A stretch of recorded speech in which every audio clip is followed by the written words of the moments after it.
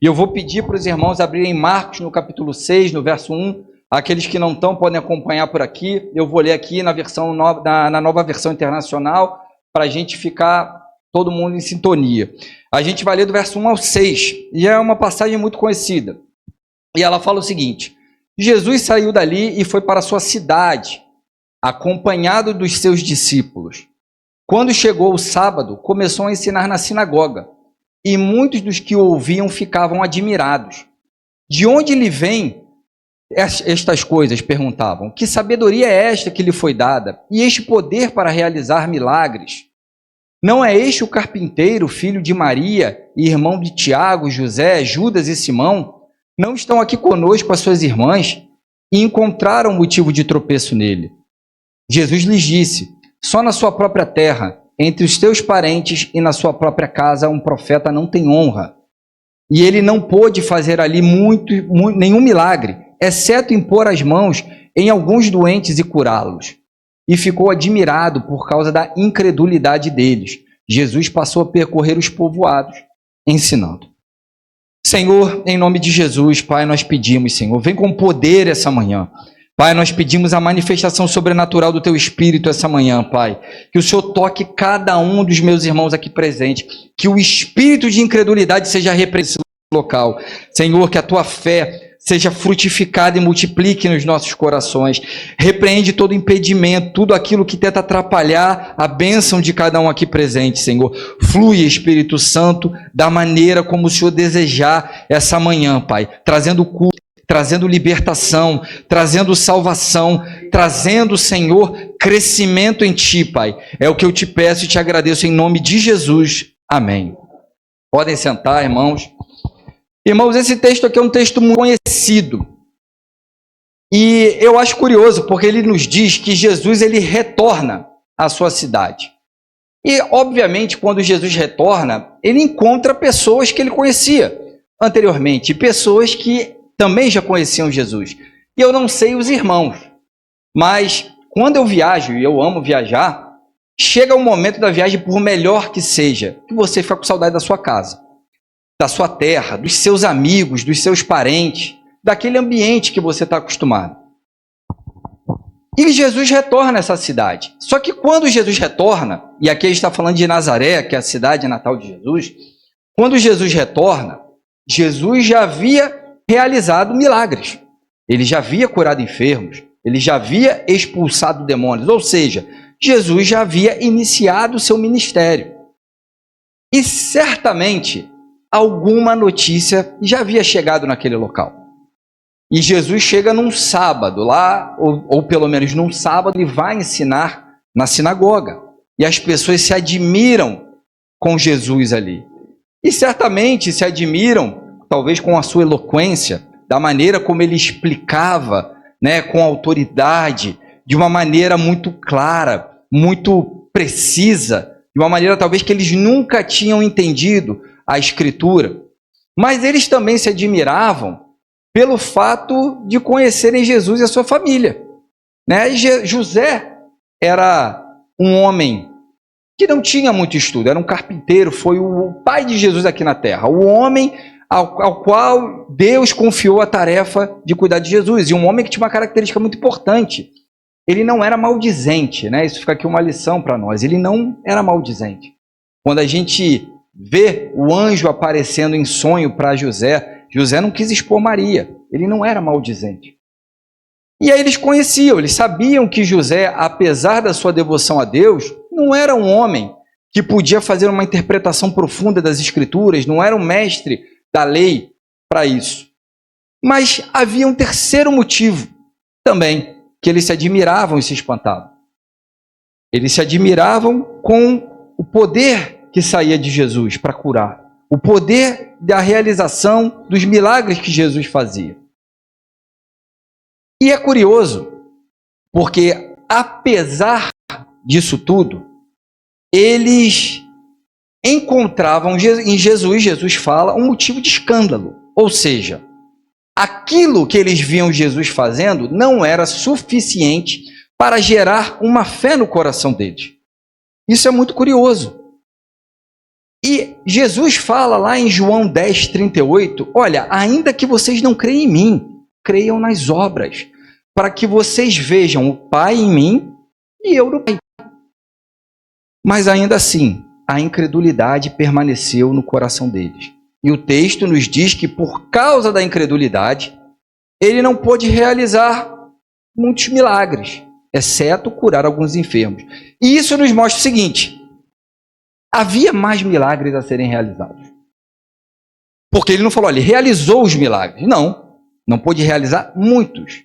Mais milagres teriam sido realizados se a fé das pessoas tivessem respondido ao que Jesus estava fazendo naquele local. E isso nos dá um ensinamento tremendo. Qual é o ensinamento? Deus não responde necessidade. Deus responde fé. A Bíblia nos fala que sem fé é impossível agradar a Deus. E é por isso que lá em Hebreus, se não me engano, é no capítulo 6, verso 7, se não me engano. Eu nem passei para a Vitorinha, está vindo agora. Quando fala, se hoje você ouvir a voz do Espírito, não endureça o seu coração. Porque quando a gente será, é a incredulidade entrando nos nossos corações. E irmãos, nesses últimos meses, nós vivemos experiências muito fortes aqui na Ibrange. Eu particularmente vivi coisas que eu nunca tinha vivido na minha vida. Eu já tive experiências muito profundas com Deus e eu tenho certeza que os irmãos também já tiveram. Mas nos últimos 2 meses, principalmente, em junho, que foi o mês de celebração do aniversário da igreja, e esse mês também de julho, as minhas experiências e a minha fé foi muito renovada, foi muito edificada com as coisas que eu testemunhei, as coisas que eu vi Deus fazendo e como a presença de Deus me tocou de uma maneira profunda. E não tem como a gente não mencionar o que aconteceu no clube municipal. É impossível. É impossível. E a primeira coisa que eu observei naquele dia, que depois eu comentei com o pastor Pedro, até na terça seguinte, foi o ambiente que foi criado. E esse ambiente é responsabilidade nossa. Não foi o pastor Davi que criou aquele ambiente. Fomos nós que criamos aquele ambiente. Nós estávamos ansiosos pela manifestação de Deus. Você essa manhã está ansioso pela manifestação de Deus? Ou você veio cumprir um protocolo? Temos vindo à igreja cumprir protocolos. Eu me incluo nisso. Tá? Eu me incluo, eu não estou aqui exortando a igreja. Eu estou trazendo a mensagem que Deus colocou no meu coração. E eu me incluo nisso, obviamente, porque a palavra sempre começa para o pregador. E aquele dia, quando a manifestação, e uma coisa que eu reparei muito aquele dia, primeiro, o pastor Davi constantemente falava, quem faz é Jesus. Isso já nos ensina 2 coisas. Uma, primeiro, não há especialidade em mim, no pastor Pedro, no Anderson, no Igor. O que há é uma dedicação maior em algumas pessoas do que outras. Isso é o que há. O único que tem poder é Jesus. Nós somos apenas instrumentos. Isso ele reiteradamente falava lá. E também é importante, quando você for usado, você repetir isso para que a vaidade não entre no seu coração. Então, esses foram 2 pontos que ele falava e o Espírito Santo ministrava isso em mim lá. E aquela manifestação, ela foi muito forte. Muitas pessoas foram sendo curadas naquele momento. Muitas pessoas. Eu lembro quando o pastor Davi, ele acabou a pregação, e a pregação dele já foi muito poderosa, mas havia uma certeza, não apenas no coração do pastor Davi, no coração de cada um de nós, que milagres iriam acontecer. Milagres iriam acontecer naquele local. E, irmãos, eu estou com uma certeza que milagres vão acontecer aqui também. Eu estou com essa certeza. Eu estou com essa certeza. E quando acabou a pregação, e ele chamou as pessoas para ir na frente, naquele momento eu comecei a sentir o poder de Deus muito forte. Graças a Deus eu não precisava de um toque do Senhor no quesito cura. Mas eu comecei a sentir a presença muito grande. E irmãos, eu sei que há pessoas que são mais emotivas. Nada contra, não é uma crítica a ninguém. Mas eu não sou uma pessoa facilmente que se emociona. E quando eu comecei a assistir aquela presença, eu comecei a ter uma vontade de chorar muito forte. E eu comecei, depois, houve um momento que eu não aguentava mais, eu comecei a chorar sem parar. E eu comecei a sentir como pode aquela presença santa no mesmo ambiente que eu estava. Era o meu sentimento. Não podia. Não tinha como isso acontecer. E esse é o amor de Deus. É aquela presença santa num ambiente repleto de pessoas que precisam da sua graça e da sua misericórdia. E mesmo assim ela está ali. Porque ele te ama de uma maneira incondicional. Mas ele não quer que a gente deixe algo que nos afasta dele crescer nos nossos corações. E isso é incredulidade. E naquele dia, claro que, mas todos ali criam? Eu creio que não. Eu creio que não. Mas quando a gente vai lá em Pentecostes, a gente vê assim, havia uma oração unânime. Correto? Mas era uma oração unânime daqueles que estavam buscando a Deus com um único propósito. Era o que aconteceu no municipal. Mas quando a manifestação do Espírito Santo aconteceu em Pentecostes, havia uns incrédulos presentes.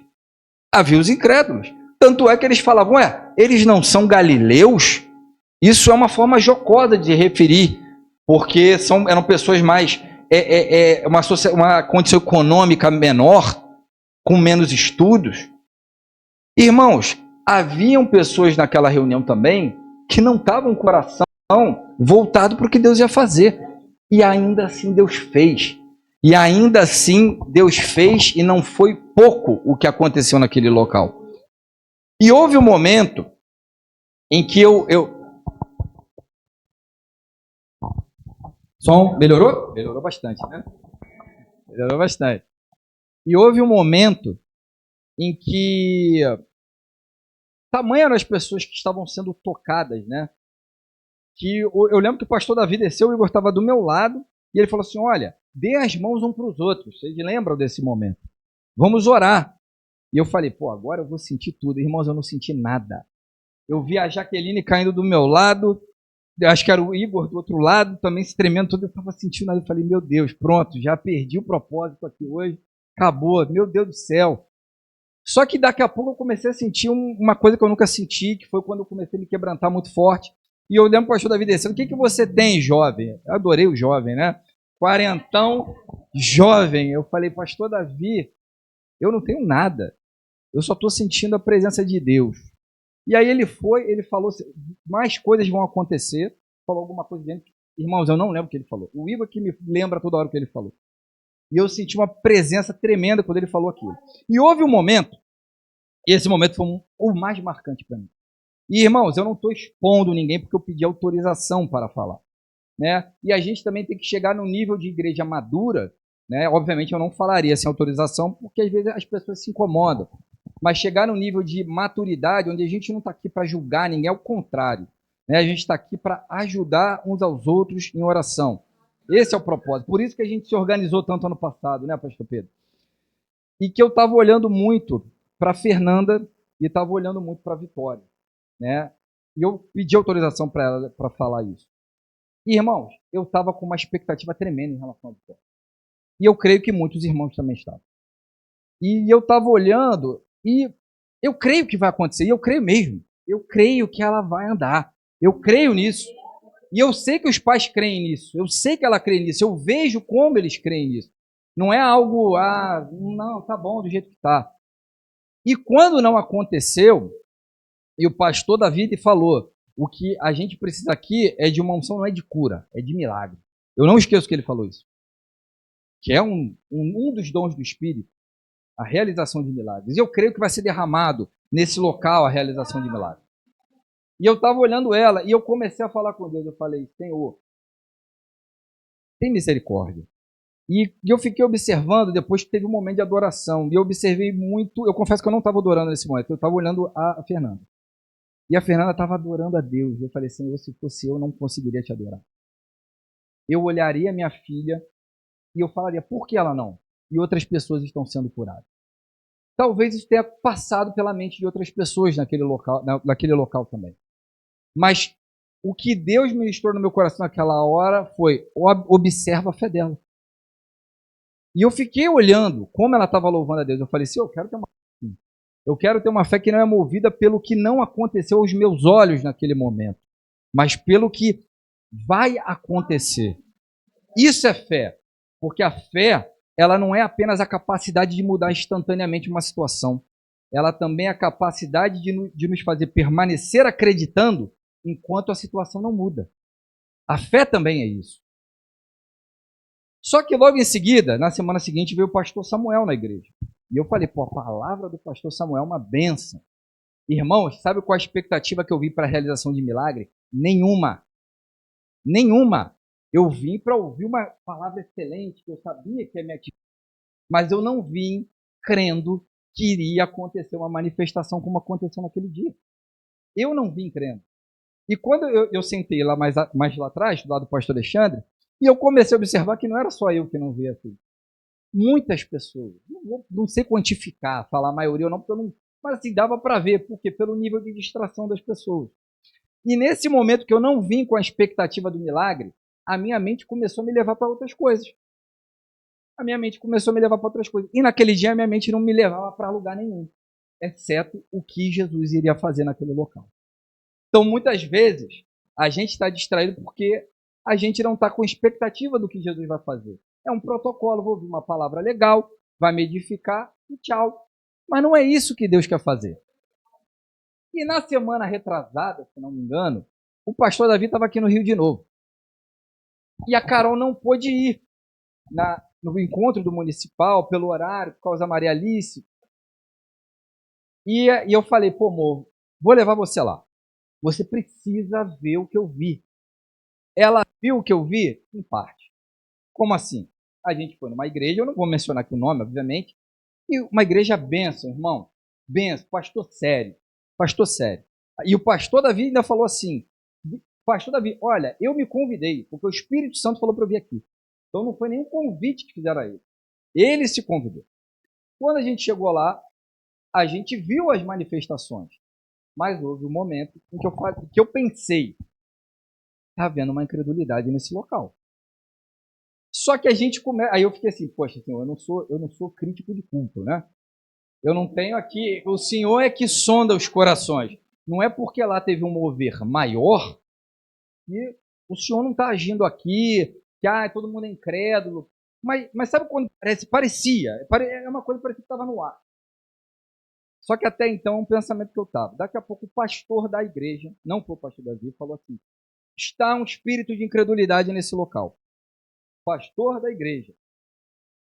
E houve cura naquele local. A gente viu a manifestação, mas Jesus não pôde fazer mais porque havia incredulidade naquele local. Isso ficou claro.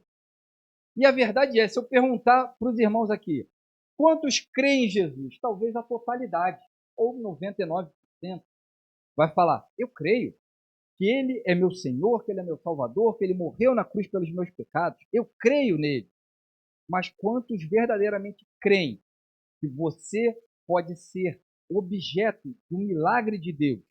Quantos creem que Deus também quer, além de você ser um objeto para o milagre de Deus, Deus quer usar você para realizar um milagre na vida do seu irmão? Isso é uma questão que a gente tem que olhar para dentro. Quantos verdadeiramente creem nisso? Porque a gente fala que crê, mas cremos mesmo? Eu estava perguntando isso para mim. Eu creio mesmo nisso? Né? Eu não estou aqui apontando, você crê, não. Eu creio mesmo nisso. Eu pensando comigo, Maurício, você crê mesmo que você pode ser objeto do milagre de Deus para a vida de uma pessoa? Ou Deus pode realizar um milagre na sua vida? E uma coisa não é a gente falar, eu sei que Deus pode, eu não tenho dúvida de que você sabe. Não é esse o ponto. Mas você crê que vai? Entendem a diferença? Saber que Deus pode, você sabe. Mas você crer que vai? Há uma diferença, é sutil, mas ela existe. E ela faz toda a diferença aonde nós chegaremos com Cristo na caminhada. Por quê? O novo nascimento, o reconhecimento de Cristo, é o ponto de partida da nossa fé cristã, mas ele não encerra ali. Ele se inicia ali. Então, quando nós nascemos de novo, reconhecendo Cristo como nosso Senhor e Salvador, o Espírito Santo vai habitar em nós. E ele vai nos tratar. Todo mundo sabe disso. Só que o Espírito Santo, que vai te tratar, o segundo ministério do Espírito Santo, que ele fala, convencer do pecado, da justiça. O que é essa justiça? Ele quer que você entenda a sua nova natureza em Cristo Jesus. Ele quer que você entenda isso. Não é simplesmente o que eu fazia de errado eu deixo de fazer. Não é só isso. É quem eu sou agora em Cristo Jesus. João 1, no verso 12, ele fala o seguinte: aos que receberam, aos que creram no seu nome, deu-lhes o direito de se chamar filhos. Nós somos filhos de Deus. Filhos de Deus. Lembrem da parábola do filho pródigo? Quando ele fala, filho, tudo que eu tenho é teu. Está à tua disposição. Você tem nunca te pegar. Porque às vezes a gente vê uma pessoa que volta e começa a ser abençoada, ou que chega e começa a ser abençoada. Por que eu não sou? Deus está falando, está tudo à sua disposição. Está tudo à sua disposição. Mas para isso a gente tem que crer em quê? Que somos filhos. E a gente crê que somos filhos quando o Espírito Santo nos convence dessa justiça, da nossa nova natureza em Cristo Jesus. E, irmãos, e o Espírito Santo, é claro que ele quer te abençoar. Eu não tenho dúvida, ele quer te abençoar. Mas ele não quer apenas te abençoar, irmão. Ele quer que agora, nessa posição de filho, você assuma esse papel e você queira ser coparticipante do ministério dele. Então, o que o Espírito Santo está falando? Olha, eu quero te abençoar, mas não deseje comigo apenas essa relação de interesse. Queira também me ajudar no meu ministério. E como é que é isso? Que heresia é essa? Como é que eu ajudo o Espírito Santo? Romanos 10, no verso 14 e 15, fala o seguinte: como crerão se não há quem pregue? Como pregarão se não há quem envie? Então, olha só, primeiro tem que enviar para poder pregar. É nesse momento que nós nos tornamos participantes do ministério do Espírito Santo. Quando a gente envia o missionário, quando a gente prega o evangelho, nós estamos sendo participantes do ministério do Espírito Santo. E em João, no capítulo 4, verso 35, Jesus fala: o campo está pronto para colher. Irmãos, o coração das pessoas estão ansiando por Jesus. Os irmãos certamente viram o que aconteceu nas Olimpíadas, na abertura. Tenho certeza que viram. Irmãos, claro que é uma profanação, não tenho dúvida disso. Satanás atacando a igreja. Mas, ao mesmo tempo, eu consigo enxergar aquelas pessoas com o coração ardendo por Jesus, sabia? Por que eu consigo? Porque se não fosse importante, eu não faria. Então, eu consigo ver que o espírito deles está clamando, me liberta disso. Eu consigo enxergar isso. Isso não quero dizer que não há uma intenção diabólica por detrás. Não é isso que eu estou falando. Mas, tirando essa intenção, eu creio verdadeiramente que aquelas pessoas estão com o coração sedento. É um vazio. É uma vida vazia. Os campos estão prontos para a colheita. Jesus fala isso para a gente. E aí, a gente tem que lembrar do que Paulo falava. Em 2 Coríntios, no capítulo 1, no verso... Capítulo 1, não, no verso 2, no capítulo 2, perdão, 1 Coríntios, capítulo 2, versos 4 e 5. A pregação dele não consistia em sabedoria, mas em poder do Espírito Santo. O poder é sinal para os incrédulos. O problema é que muitas vezes a própria igreja de Cristo tem ficado incrédula. E Satanás sabe disso. E ele começa a tentar incutir nas nossas mentes a incredulidade. Irmãos, a incredulidade. Marcos, no capítulo 16, dos versos 17 a 20, Jesus fala: os sinais vão seguir os que creem. Por que os sinais não estão acontecendo, então? Mas eu creio em Jesus, mas não é isso que ele está falando. A gente volta ao início. É a nossa nova natureza em Cristo Jesus. Porque muitas vezes nós cremos que Jesus pode, mas nós não cremos em nós. Nós não cremos que você pode ser um objeto na mão de Deus para levar poder nas suas palavras para libertar os demônios, libertar as pessoas dos demônios, para impor as mãos sobre os enfermos e eles serem curados, para falar em outras línguas. O falar em outras línguas virou algo jocoso. O diabo ataca com falar em novas línguas, irmão. Se você pegar um incrédulo, ele debocha de falar de novas línguas. Ele debocha. E aí começa a ficar o quê? Uma coisa jocosa. Aí a gente, não vou falar não. Eu vou falar em outras línguas. Não sou nem eu. Aí começa a vir o ataque na mente. Você está imitando. Não é você não. Você está imitando. Se eu ouvir o pastor Pedro falando, o pastor Alexandre, o Igor, você está só repetindo, não está acontecendo nada. Nada, é só uma catarse. Um momentozinho ali de euforia, mais nada. Mentira. Isso é mentira. Porque a palavra de Deus fala o contrário. Isso é mentira. Irmãos, e a incredulidade é uma arma poderosa do diabo contra a vida do cristão. Porque através da incredulidade, nós limitamos o agir de Deus na nossa vida e através dela. Nós limitamos. Isso quando nós não começamos a nos afastar de Deus por conta da incredulidade. Se você for ver, lá em Efésios, no capítulo 5, verso 18, o que ele fala? Não vos embriagueis com vinho. Não os embriaguem com vinho. Há o contexto específico da palavra, está falando da bebida em si. Ok, mas o que o vinho produz na nossa mente? Eu bebia muito antes da minha conversão. Quando você começa a beber, a sua mente ela fica o quê? Anestesiada. Ela fica entorpecida pelo álcool. Você começa a não ter as suas plenas faculdades mentais para discernir, para raciocinar, para tomar decisões, perde de perigo, perde toda a lucidez, perde vergonha, perdem características básicas, né, que todos nós carregamos. Então, o que Deus está falando aqui para mim? O que eu entendo? Claro, repito, há o contexto específico. Mas quando Deus trouxe essa passagem para o tema que eu estou trazendo aqui, o que ele está me trazendo? Há coisas, ainda que vão tentar entorpecer a sua mente, que vão tentar fazer com que a sua mente fique dormente. Para quê? Para que a palavra não gere efeito em você. Quando a gente vai em Marcos, lá no capítulo 4, onde fala da parábola do semeador, o Igor até mencionou nela na pregação passada. Essa parábola, lá no verso 18, quando ele começa a explicar, ele fala o seguinte: olha, aqueles que caíram entre espinhos, eles ouvem as palavras, a semente caiu entre espinhos, mas quando chegam as preocupações dessa vida, tem algo errado em você se preocupar? Não, é normal. Se você não se preocupar, você é um irresponsável. Aí é outro problema. O engano das riquezas. Tem problema você querer melhorar a sua vida? Problema nenhum. Deus quer isso, quer que você trabalhe. Se a gente não melhorar a vida, como é que a gente vai abençoar o reino? Não vai acontecer. E os anseios por outras coisas. Repara, isso é um tipo aberto. Que coisas? Pode ser qualquer coisa. O que acontece com a palavra? Sufocam a palavra. Se está sufocando, a palavra não respira.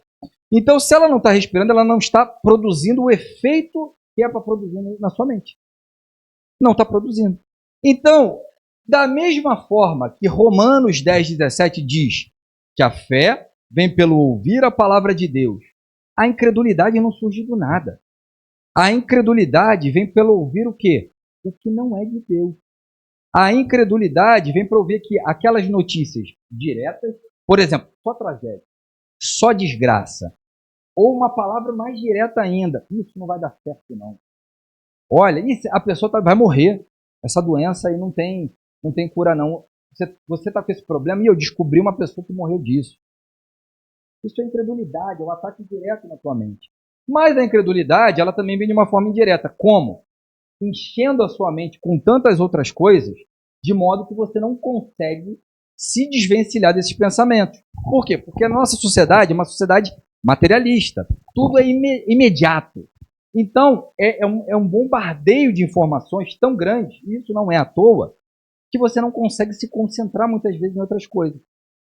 O nível de ansiedade das pessoas disparou nesses últimos anos, se a gente for observar. O quê? Tamanha quantidade de informações. Nossa mente não para. Então você recebe tanta informação que às vezes você vai ler a palavra, você está lendo e fala assim, cara, já estou aqui no final do capítulo, não entendi nada que eu li. O que eu li? Irmão, isso já aconteceu comigo. Eu tenho certeza que já aconteceu com os irmãos também. Você fala, cara, o que eu acabei de ler aqui?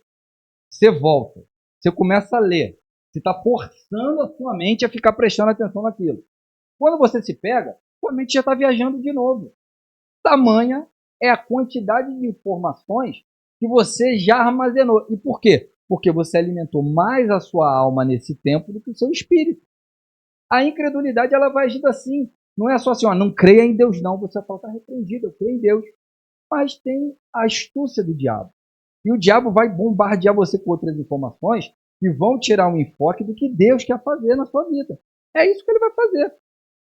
E observem o seguinte, você pensa assim, não, mas espera aí, em 2 Coríntios, antes disso, não é só a leitura da palavra. Quantas vezes você vai orar? Quando você vê, você fala, pô, daqui a pouco eu tenho que fazer isso. Irmãos, isso acontece muito. Aí você, não, espera aí, Senhor, me ajuda, daqui a pouco tem outra coisa depois. É assim que funciona. Não deixar a palavra trabalhar. Vamos sufocar a palavra de Deus. Imagina, tirar tempo para meditar. Quando você tira tempo para meditar, tua mente já começa a pensar no que você tem que fazer. É assim que vão funcionando as estratégias do diabo, para que a palavra não frutifique na tua mente. Esse é o grande objetivo. Incredulidade, gerar no nosso coração. E aí você pensa o seguinte, espera aí, mas em 2 Coríntios 10:5, fala que eu tenho que levar cativo todo pensamento à obediência de Cristo. Então você começa a tentar puxar, não, Senhor, isso aqui não está bom não, vem para cá. Só que muitas vezes a gente está fazendo isso como? Na força do nosso braço. Você sabe do versículo, mas como é que fica isso na prática? E aí você fala, não, então vou botar diante de Deus, Senhor, não estou conseguindo ler não, o Senhor está vendo, estou tentando, considera, a gente sempre fala isso, considera, Senhor, amanhã vai ser melhor. Aí amanhã não é melhor. Aí outro dia é melhor. Aí você fica numa eterna loop. Melhora, piora. Melhora, piora. Bom, mas lá em Efésios 5, no capítulo 18, perdão, Efésios 5 no verso 18, que eu acabei de ler, não vos embriagueis com vinho, tem uma continuação. O que ele fala? Enchei-vos do Espírito. Opa, mas espera aí, como é que eu vou me encher do Espírito se eu estou tentando ler a palavra, se eu estou tentando orar, e isso tudo, minha mente já está tão repleta, tão anestesiada disso, de incredulidade, que vai havendo um bloqueio, eu não consigo, parece que a oração não passa daqui. Bom, Deus nos deu armas para isso. O Igor pregou sobre a oração em línguas. A oração em línguas é uma arma poderosíssima. Em 1 Coríntios, no capítulo 14, no verso 14, o apóstolo Paulo fala, olha, quando eu falo em línguas, meu espírito ora, mas minha mente fica infrutífera. Então, o que eu comecei a reparar na prática? Eu estou falando da minha prática. Muitas vezes eu estou orando, a mente bombardeada pelos afazeres. Trabalho, filho pequeno, tarefas na igreja, coisas lícitas, tá? Não estou falando nada demais, não. Anseio por melhorar profissionalmente, ter que cuidar da saúde, tudo. Isso consome a nossa vida. E a gente vai se dedicando menos, cada vez mais coisas entram que a gente tira é Deus. E eu comecei a observar que muitas vezes eu estava orando e a oração arrastada não está fluindo. Eu comecei a sentir um impulso orar em línguas. Quando você começa a orar em línguas, mas minha mente está infrutífera. E a sua mente, inclusive, quando está infrutífera, começa a querer te puxar para longe de Deus. Mas você está orando em línguas. Você está edificando seu espírito. Seu espírito começa a prevalecer sobre sua carne.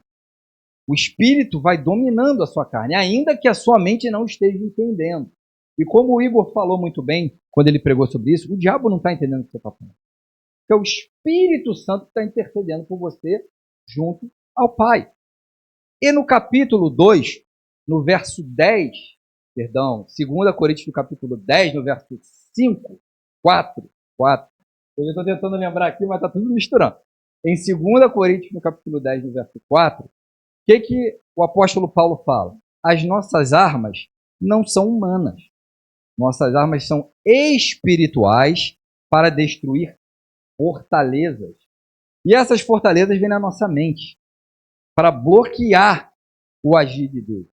Só que quando você começa a usar uma arma espiritual, que é o falar em línguas, essa fortaleza vai sendo destruída. E o espírito vai prevalecendo sobre a sua carne. E aí o que começa a acontecer? Qual é o primeiro ministério do Espírito Santo? Convencer do pecado. Qual é o pecado original? Se a gente for lá atrás, a gente vai falar desobediência, ok. Mas a desobediência é a materialização desse pecado, tá? A materialização, a exteriorização é eu desobedeci. Mas o que surgiu no coração de Eva para ela desobedecer? Foi um desejo, sim. Mas esse desejo foi de quê? Comer do fruto da árvore do conhecimento do bem e do mal. E o que Satanás falou para Eva? Você vai comer, não vai morrer não. Então o que gerou na Eva? Incredulidade. Por quê? Se Eva tivesse crido o que Deus falou, olha, se você comer, você vai morrer. Ela teria conseguido vencer essa tentação. Ela teria falado, opa, peraí, serpente, quem é você para colocar em xeque a palavra de Deus? Se ele disse que eu vou morrer, é porque eu vou morrer, eu não vou comer isso aí. Mas não, ele falou o quê? Pode comer, você não vai morrer. Então a incredulidade gerou o pecado. Então a incredulidade a gente pode colocar como sendo o pecado original. E o primeiro ministério do Espírito Santo é convencer do pecado. Qual pecado? A incredulidade. Tanto é que ele fala, que Jesus fala, porque não creram em mim. Mas, quando eu começo a falar em línguas e o Espírito Santo está ministrando, muitas vezes o que o Espírito Santo vai ministrar em você é fé. O que o Espírito Santo muitas vezes vai começar a te bombardear é de fé. Você está lá pensando, eu preciso disso. Espírito não precisa não, você precisa de fé. Vou interceder ao Pai para aumentar a tua fé. É o que você está precisando nesse momento, de fé. Para que a incredulidade não tome lugar na sua vida.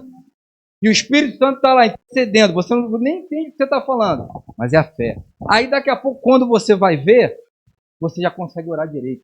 A sua mente já está focada de novo na palavra. E mais, quando você começa a orar em línguas, a sua mente, eu não sei vocês, irmãos, por mais que no início seja difícil, daqui a pouco você começa a pensar em Deus.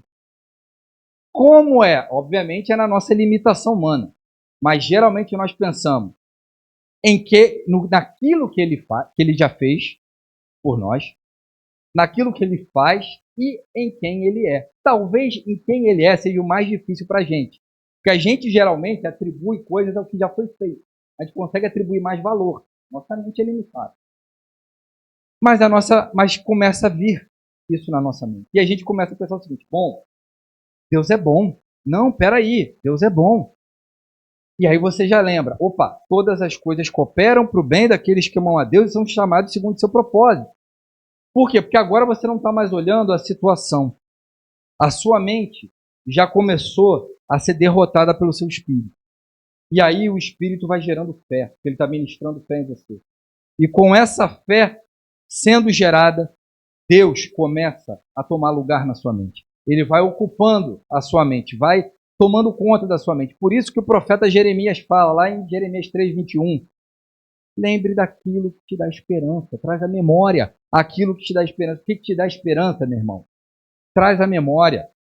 O Espírito Santo está falando, olha, você precisa lembrar do que eu já fiz na tua vida. Lembra, não fica olhando a situação. Se você ficar olhando a situação, irmão, a incredulidade vai tomar conta da sua mente. E aí, quando você começa a lembrar do que Deus fez, você vai entrando num outro estágio com Deus. Você vai entrando num outro estágio com Deus. Vamos olhar Davi. Davi, ele peca. Ele trai o seu amigo, Urias. Ele manda ele depois para a batalha, para morrer. Ele havia tomado a mulher de Urias para si. E para tentar encobrir o seu pecado, ele manda ele para a linha de frente para morrer. E aí, o profeta Natan vai até Davi e fala, olha, começa a relatar uma história e Davi fala, quem é esse homem? É você, Davi. Eu estou falando de você. E vem a sentença, o seu filho vai morrer. E Davi começa a orar. Senhor, tem misericórdia. Não deixe isso acontecer, jejuar. Só que Deus não atende a oração de Davi. E leva o filho dele. E aí, Davi lá, o Salmo 9, se não me engano. Salmo 9, né? Salmo 9, eu até anotei aqui, deixa eu só olhar aqui para não passar. Salmo 6, verso 9. Lá no Salmo 6, verso 9, Davi fala que Deus satisfez o desejo do coração dele. Opa, tem alguma coisa estranha. Ele pediu pelo filho. O filho não foi poupado por Deus, mas ele está dizendo ainda assim que satisfez o desejo do coração dele. Por quê? Porque ele está olhando para Deus. Ele está se lembrando do que Deus já fez. Só que, posteriormente, lá no Salmo 13, no verso 1, Davi começa a falar: Senhor, o Senhor não está me escutando? Até quando, Senhor? Para sempre se esquecerás de mim? Até quando esconderás de mim o teu rosto? Irmão, nós somos Davi com isso. A gente é capaz de lembrar do que Deus fez e em seguida falar que o Senhor esqueceu da gente. E por que isso está na Bíblia? Para mostrar quão contraditório é o nosso comportamento. O quão a gente consegue lembrar das misericórdias e maravilhas que Deus faz e quando, em seguida, a gente já está pensando que Deus não está atendendo aquilo que eu estou pedindo. Só que chega um momento que, para mim, olha, irmãos, eu não sei vocês, mas eu amo. É o Salmo 103. Olha, irmãos, esse aqui eu vou ler tudo.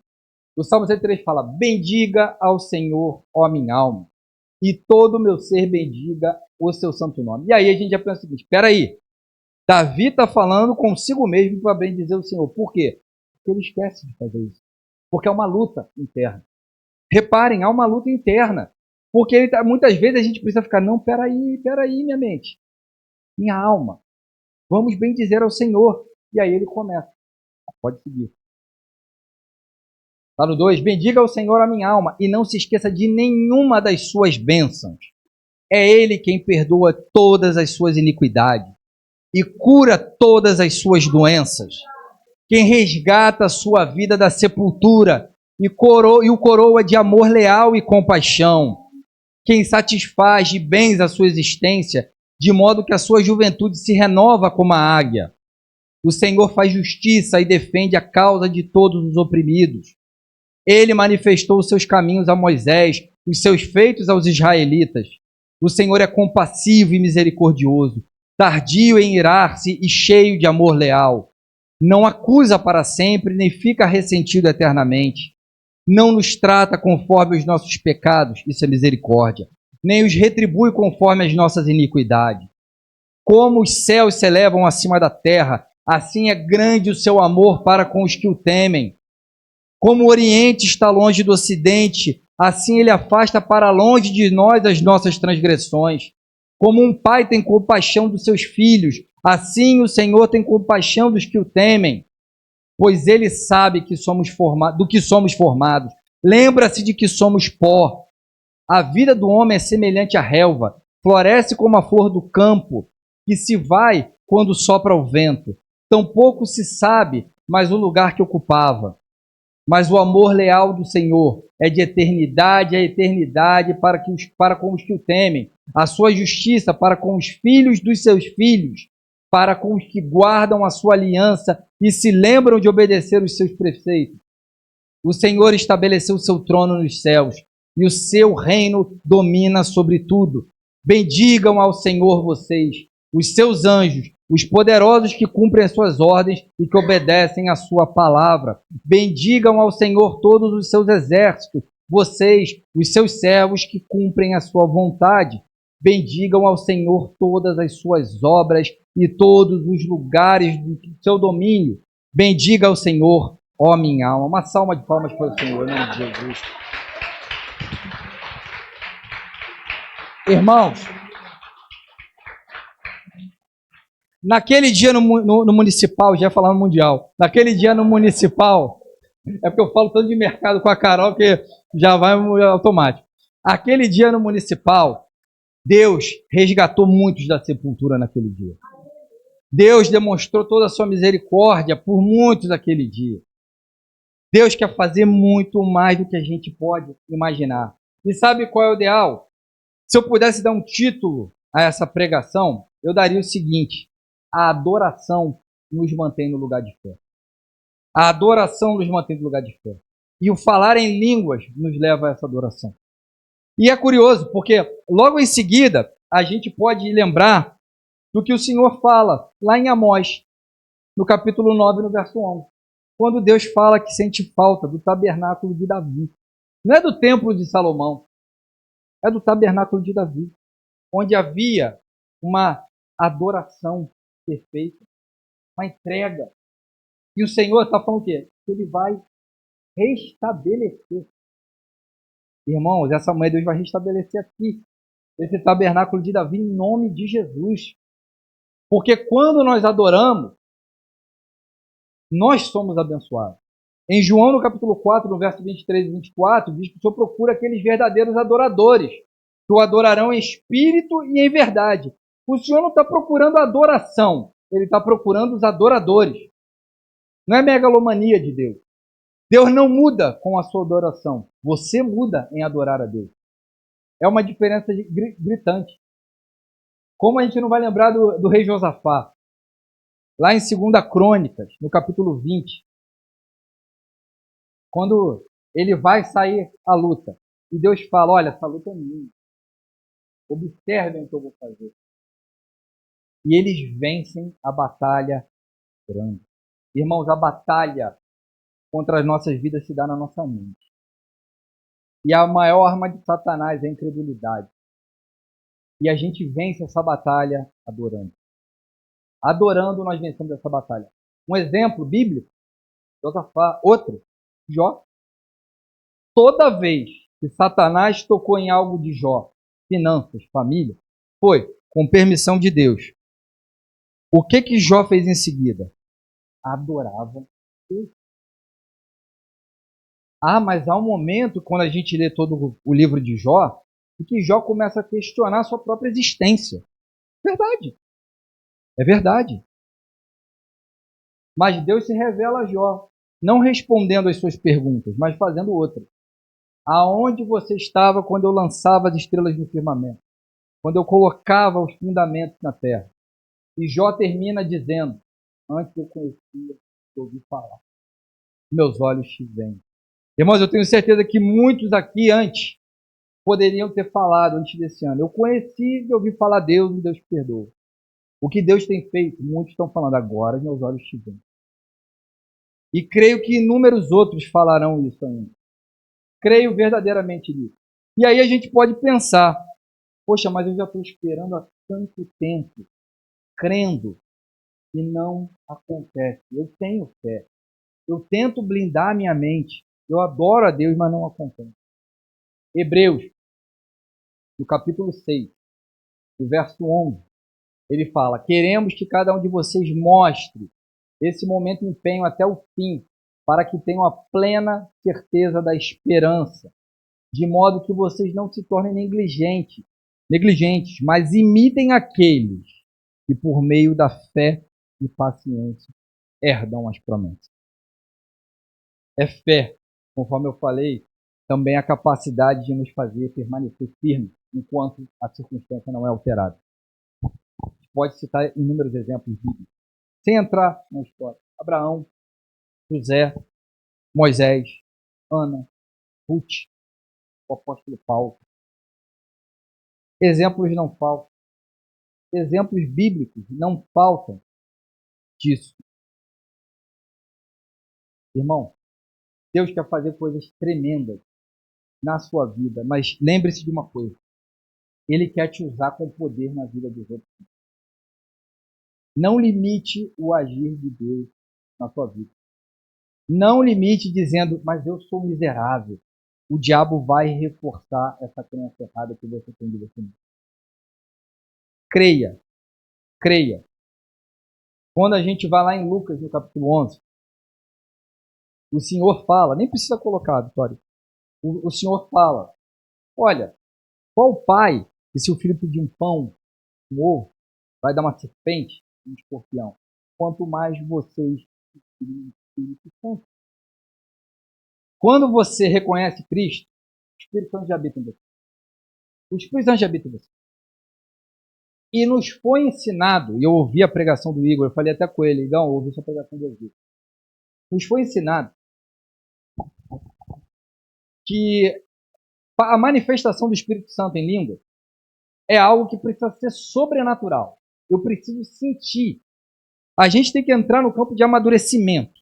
Você pode sentir, mas não necessariamente vai sentir. É isso que a gente tem que sempre ter em mente. O Espírito Santo habita em você.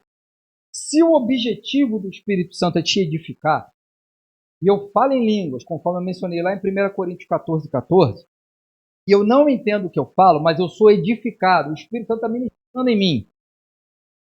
Deus vai dar esse dom do pastor Pedro, do Igor, mas não vai dar para mim?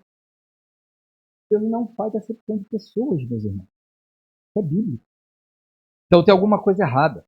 É como nós estamos entendendo. Eu não vou entrar nas especificidades do dom de língua, porque o Igor já explicou. Quem não assistiu, assista. Foi muito bom. Mas o que eu quero te dizer é o seguinte. O falar em línguas é uma arma que está cada vez sendo menos praticada pelo povo de Deus. Menos praticada, mais negligenciada. E isso vai romper você em adoração. Vamos ficar de pé, por favor, irmãos?